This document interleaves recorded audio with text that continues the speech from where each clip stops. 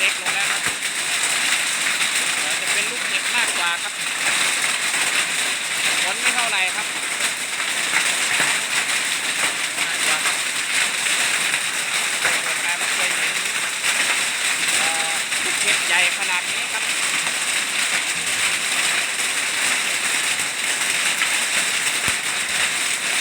หลังคากระเบื้องนี่ไม่รู้ว่าเป็นยังไงครับ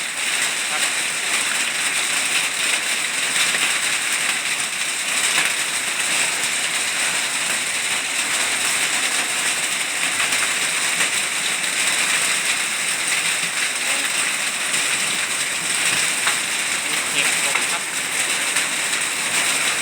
เริ่มเบาไปแล้วครับ